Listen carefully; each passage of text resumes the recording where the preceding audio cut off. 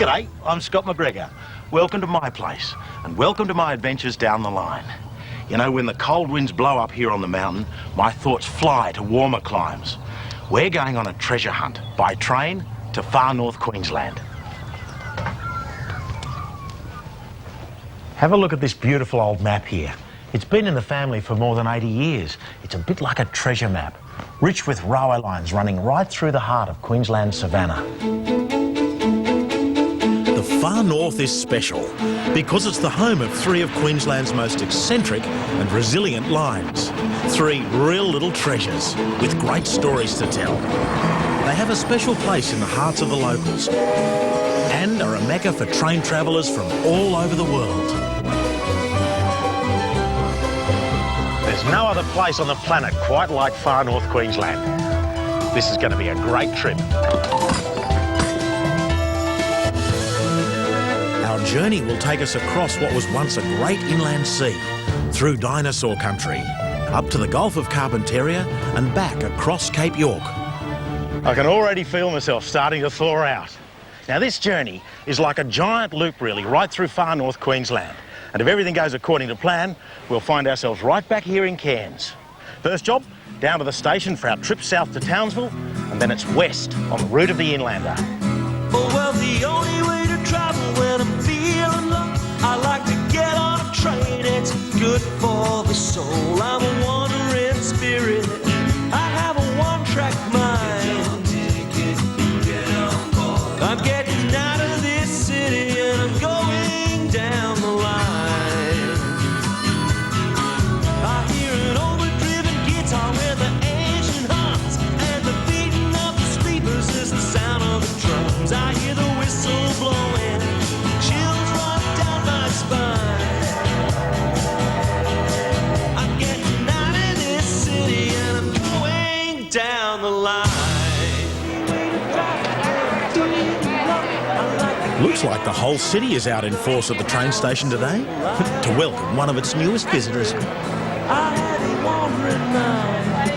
What a way to get started. The thing I like about Queenslanders is how much they appreciate their railway. I didn't expect this kind of reception. And I reckon if you love your trains enough, you keep getting the best. This one's a beauty. The newest, fastest passenger train in Australia. And this would appear to be its maiden voyage. The city of Cairns. I get addicted to the rhythm when I'm going down the line.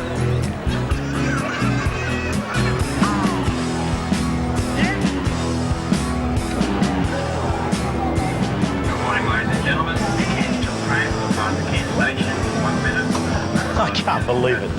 First ever tilt train to depart Cairns. What a great way to start.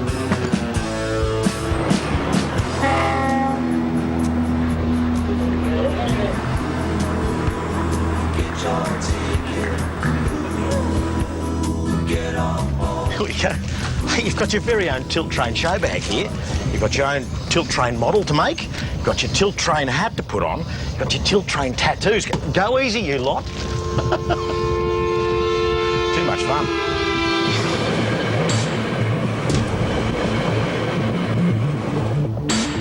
As fond as I am of the old world traditions of train travel, I tell you, these modern creature comforts are a nice touch. And I suspect as we head bush, things are going to get a tad rougher.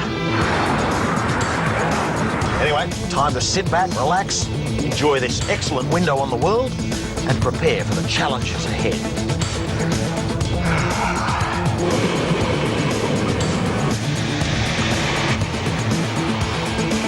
The east coast of Queensland is a virtual train highway. The lines cut a swathe through the cane fields, across some huge rivers, and move through the thick rainforests of the northern coastline.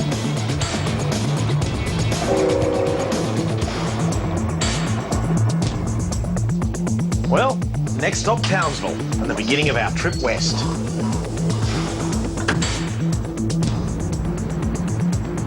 Now, word spreads quickly up here, and the locals are already loading me up with deliveries. This one's special though. A small but vital piece of Queensland railway history has mysteriously reappeared after 20 years. G'day, Paul, is it? Yes, Scott. Scott, mate. Nice to meet you. You got something for me, mate? I got this for you, for Cairn at the Gulflander. It's been missing for about 20 years. Fair dinkum. Can you make sure he gets that? No problem, mate. Excellent. Nice piece. Thanks a lot. See you, Paul. See you, Ray. Good day.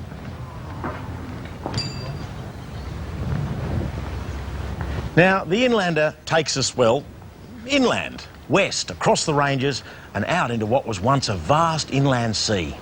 The problem is, the train only leaves Townsville twice a week, which creates a few scheduling problems for us, particularly because we want to jump on and off the train to have a good look around. Passenger trains play only a very small part in the life of this line. But with a couple of my mates working down at the yards, it's the freight trains, which run every couple of hours, that might be my best option.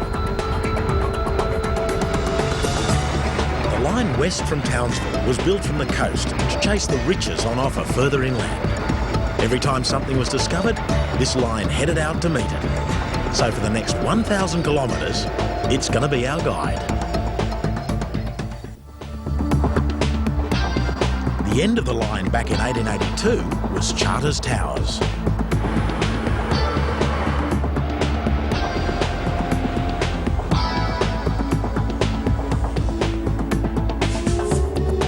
Well, Jim, that was a good run, mate.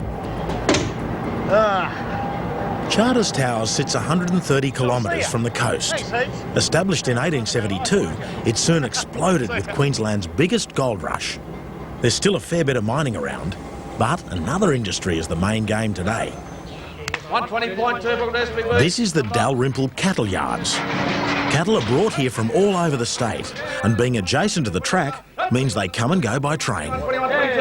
22, number 2 a better. 22, unlimited 22, 2 a better. Hey, 157, come on, look on here. The auctioneer today is Jim Gainey, and by the sound of things, he's having a pretty good day. So, Jim, where all these cattle come from? Today there's a fair range of them all over North Queensland. We've had from Ainslie, where you guys are going and been, and up through there. There's some cattle there from Forsyth, Georgetown. Yeah. Cattle from out in the west of us here. Now, the buyers are sometimes hard to pick. Notebooks offer a clue, but who's actually bidding? Towns away too, yeah. Yeah, there's one.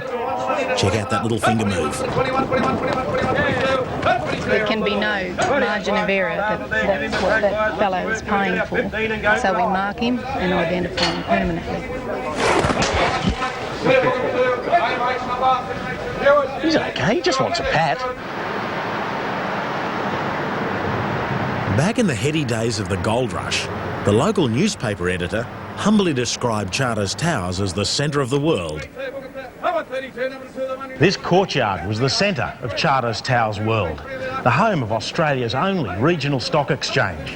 All these offices here were filled with brokers and traders, and 3 times a day the card would be called in front of a heady mix of dealers, miners, rogues and townsfolk. Today we have Daydon Mills, Brilliant, New Queen and Bonnie Dundee. What am I bid, ladies and gentlemen? What am I bid? The telegraph line out of Charters Towers buzzed with information pumping back to the cities, and the town thrived on the promise of the seemingly endless wealth from underground. Now, our line west sits alongside the cattle yards. I'm with Ron Phillipson. He's a local stock contractor, and his team are responsible for keeping the cattle traffic moving here in the yards. So, mate, you ever been to Sydney? Yeah, I went there once. I went there for 3 weeks. Come home after 4 days. Did you? Oh, gee. Couldn't handle it? Not really, no. Hey, your cup of tea? I don't know. I wasn't there long enough to see. Oh, just too many people and too many, This is the ideal life, you reckon? Oh, yeah. Quiet and healthy. And you're here, aren't you? Yeah. You going home or you staying? I'll stay for a little while. I love it.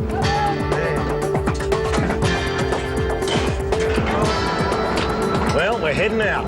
Next stop, Hewenden.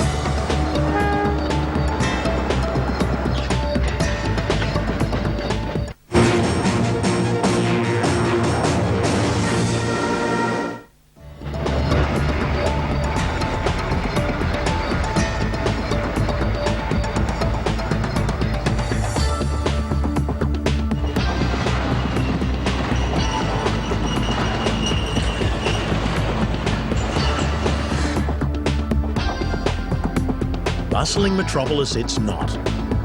Perhaps this fellow scared everyone off. Hughenden sits on the edge of what was once the ancient Eromanga Sea and has some pretty amazing geographical features. It's not quite the Grand Canyon, but out here they like to think it's the next best thing. The bloke I'm with is the man you need if you want to find a dinosaur. In fact, the locals reckon he's the David Attenborough of Queensland savannah. The 120-metre walls of this gorge record nearly 500 million years of geological history. It's the story of the development of the Great Artesian Basin, and these sandstones hold the water that's pumped out west. Above those are the rocks of the Cretaceous period, which hold the dinosaurs and other fossils, and lots of them too. How was that, Scotty? Excellent, mate. You're going to do me out of a job. Dr. Alex Cook is a man with a few skeletons in his cupboard. And all jokes aside, He's one of Australia's leading paleontologists. He works out at the Queensland Museum, but spends a great deal of time out here, hoping to discover yet another clue to the jigsaw puzzle that's Australia's prehistoric past. Why were the dinosaurs here? well, the dinosaurs are in those rocks right up the top, and they're at the edge of the inland sea, and part of the inland sea. Someone got washed in. They just happened to be the right age and the right place at the right time. One of the really amazing things about these creatures, you know, the Gulf River systems, nearly half of Australia's fresh water goes out in the Gulf. Catching trains sometimes requires a little patience. Talking with Alex tends to put time in perspective as he goes over the millions of years that have shaped the land around here. First passenger train into Hughenden was back in 1885. Just yesterday, really. Sounds like a train, mate. Righto, Alex, now the idea is we'll try and jump the freighter, okay? You gonna pull up down there? Catch a ride to Richmond? Come on, mate, let's go. Welcome to jumping a freighter, mate. This is the way to go.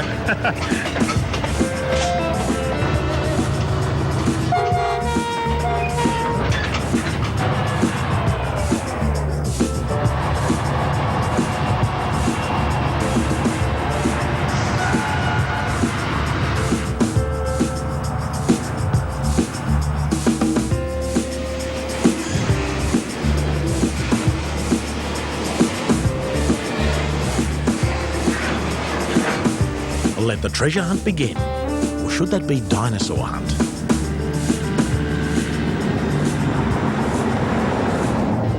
Sometimes it's hard to find stuff, but sometimes, Scotty, it's as obvious as this here. Have a look at this. A couple of vertebrae. Oh, yeah. By the shape of this one, I know exactly what it is. This is a creature called an ichthyosaur. Right. Looks a bit like a dolphin. Yeah. It used to swim in the sea 100 million years ago. But this one we've left here so people can see what they look like, where they're found. So, how did it come to rest here, Alex? I mean... Well, you've got to remember, you're about 40 metres underwater here, and you've got lots of things swimming around you. Okay, now, occasionally some of them are going to get, going to die. They're going to fall to the bottom, they get covered with sediment. Millions of years later, here's the fossil. It's fantastic, mate. Great stuff. Let's find another one. Okay.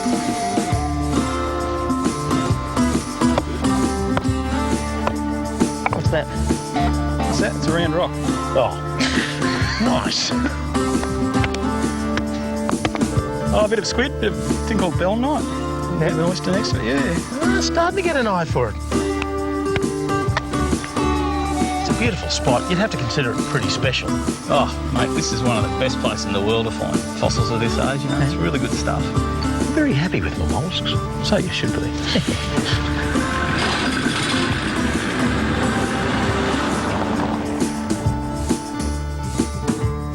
Oh, g'day, Tom. A couple of beers, thanks, mate. No worries, mate. This is a great place. I tell you what, thanks heaps for everything. I've really enjoyed today. No worries, mate. That's great. Thanks, mate. Here's cheers. Cheers. Let's sit outside and watch trains go by, eh? No worries, mate. Ah, I tell you what, dinosaurs and trains. Doesn't get much better. Doesn't, does it? I reckon. From Richmond, a familiar pattern developed. Further gold discoveries led to small settlements, which became pit stops for the stagecoaches. These places grew to service centres for the burgeoning sheep and cattle industries. And inevitably, with the need for a reliable link to the coast, the railway followed. Julia Creek in 1890. Cloncurry in 1907. And finally, the end of the line, Mount Isa. And with much fanfare, under the banner of progress and prosper, the first train rolled into Mount Isa in 1929. So why the big fanfare and banner of progress and prosper? Well, 6 years earlier, another treasure had been found, and mining had begun here at the Isa. Mount Isa is a mining town, and the mining complex dominates the horizon. Mount Isa Mines is the world's 3rd largest producer of lead, 5th largest producer of silver, 10th largest producer of zinc, and the 19th largest source of copper. Not missing much, are they? And there's one special feature here that I really wanted to see. The only problem is that it lies over a kilometre underground. Well, Jim, it's been a few years since we used to ride the Mudgee Mail together on the way to boarding school, mate. Jim Simpson, an old schoolmate, is the mine general manager, and he's been in Mount Isa for about 3 years. He's going to make sure I don't get lost. Sure, mate.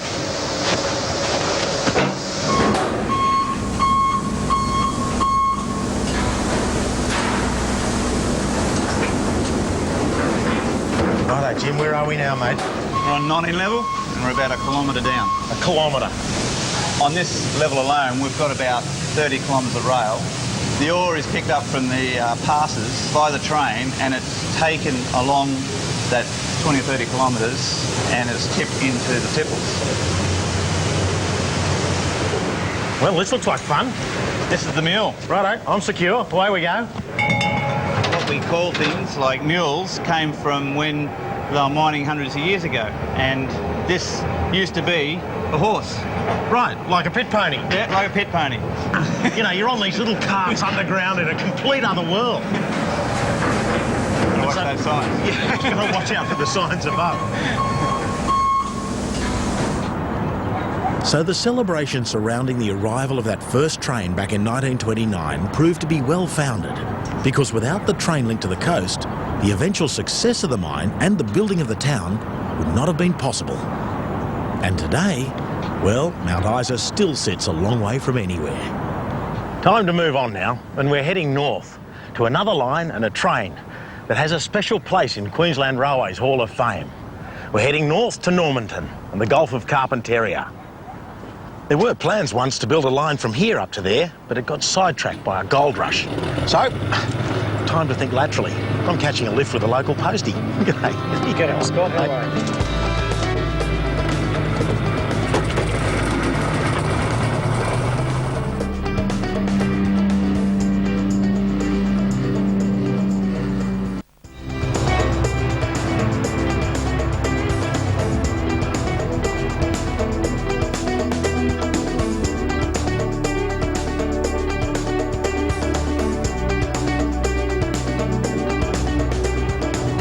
Normanton is a place for fishermen and train travellers. But a century ago, there were people here with visions of creating a major Australian city. This is all that remains of Australia's great northern port. Big plans were made here for ships to dock from overseas, bringing passengers, mail and goods, and then connecting with a railway line heading south to inland Queensland and the rest of Australia.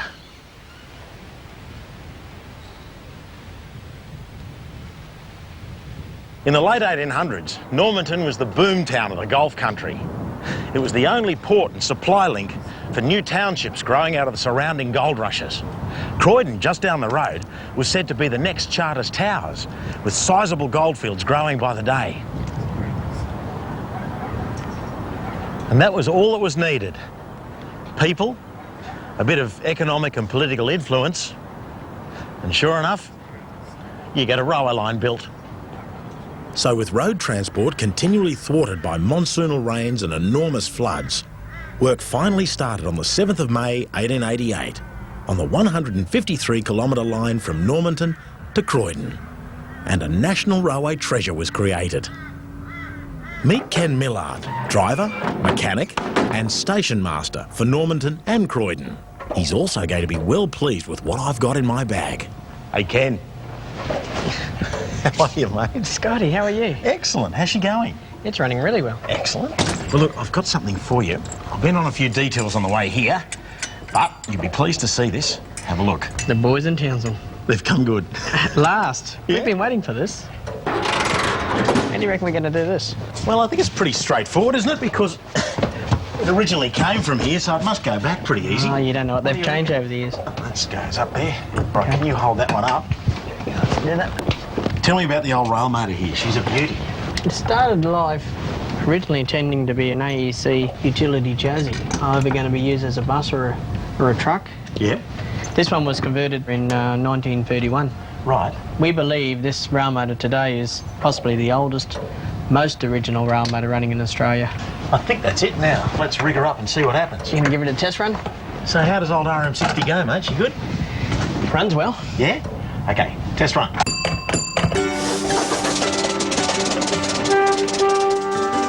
Always like to see an original piece restored to its rightful home.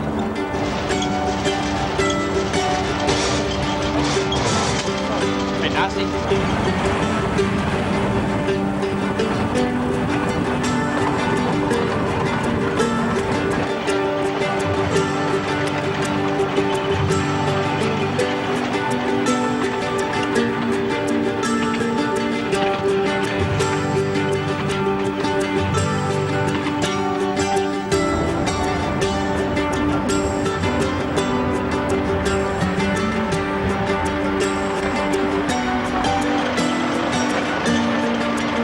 That was great, mate. So we'll do it all again tomorrow with the big train, eh? Looking forward to it. That'll be fun, mate. Well done. Well done, RM60. What a jet. Big day tomorrow. Can't wait.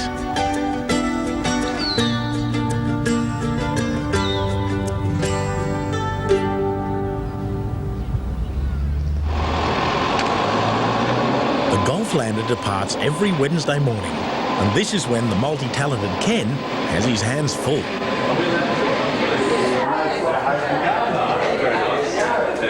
Morning, Ken. Good morning, Scott. How are you, mate? I'm fine. Gee, it's all go here today. Oh, we're very busy. Anything I can do? I've got a job for you. Yeah, what? It's delivering the mail. Attention, ladies and gentlemen. All those people travelling on the 8:30 Golflander, travelling Normanton to Croydon, please take your seats. We will be departing in 2 minutes. Thank you.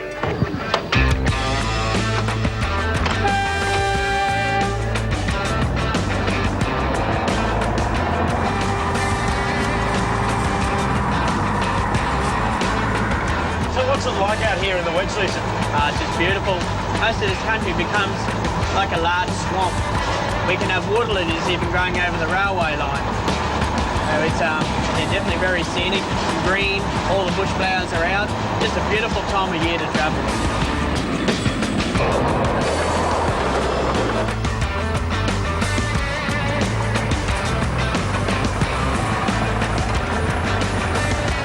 G'day, guys. How are you? I'm your delivery person today. Good to see you. I'd love to stay and chat. I really would, but Golflander awaits. See you, mate. All the best, okay?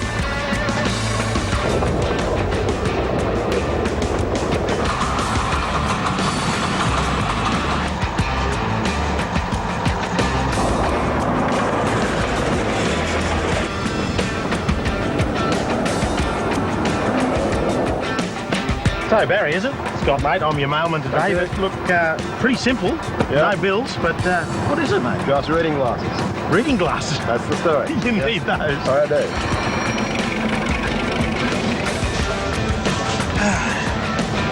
Well, that's my job done as postie.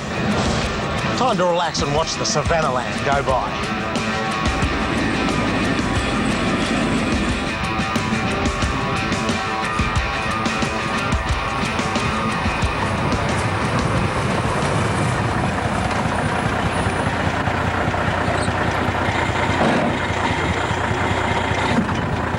What do you think the railway line means today for the people who live here? Look, it's an icon that's recognised all over the world. People from all over the world know this train as a part of Australian outback. And for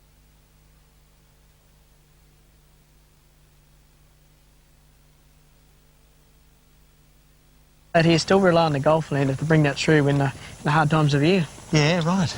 Now, this is what saved the line, is it? Tell me about them. There's nothing really special about them, except that they're laid on the ground. They're laid very low cost, laid cheaply. There's no ballast.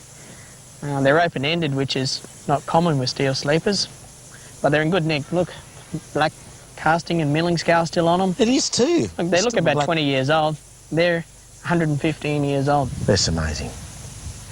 Well, I'll tell you what, mate, I'm a bit thirsty after the journey. That's what Black Bull siding's all about, isn't it? Absolutely. Good cup of tea and a scone or something? Always been a morning tea stop, Black Bull. Has it? Great.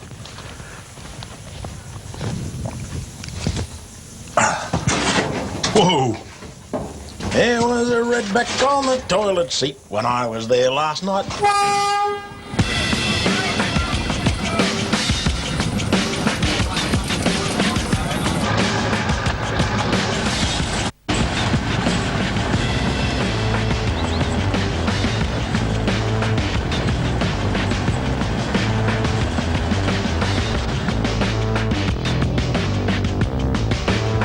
I like the fact that people come from all over the world to jump on this train, so they can travel from nowhere to nowhere.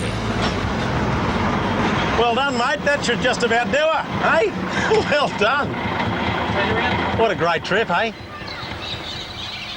Croydon has shrunk a little since the halcyon days of the gold rush. The town is now home to about 250 people, which is a far cry from the 6,000 who scoured the surrounding area for gold over 120 years ago. Well, with my official duties on the Golflander complete, it's time to join my fellow travellers in the local for a celebratory drink and some Queensland hospitality. Cheers, boys. Well done. Great stuff. Well done, mate.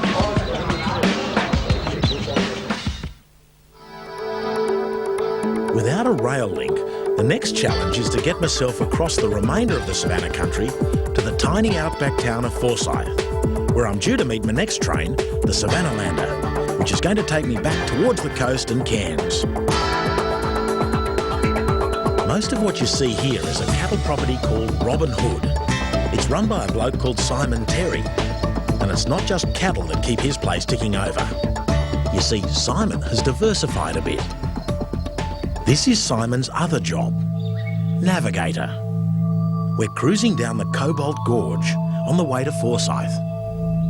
So tell me, when did you discover the gorge? In about 1992, we did our first cruise up the gorge here.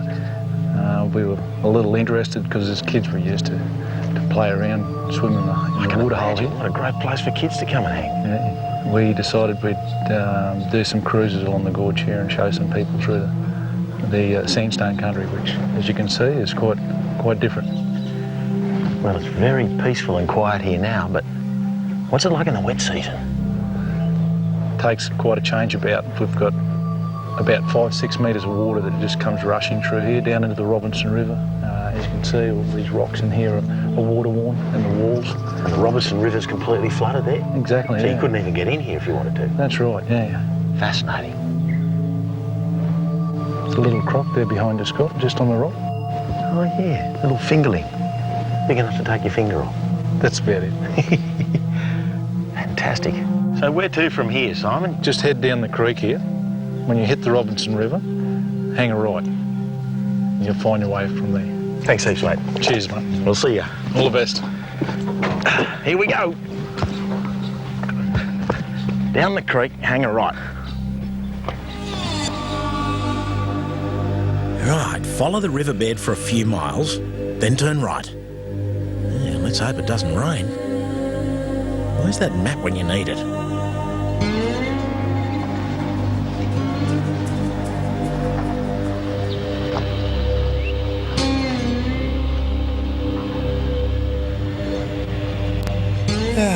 Forsyth. Right.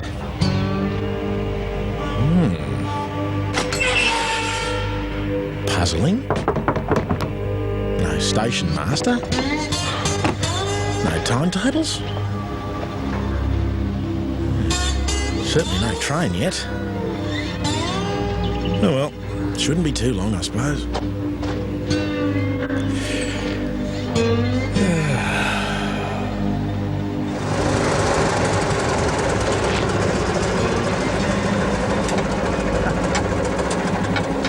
moment, mate. Where's the Savannah lander? Oh, the bridge is out at Ainsley, so the line finishes at Mount Surprise at the moment. Oh, okay. Thanks, mate.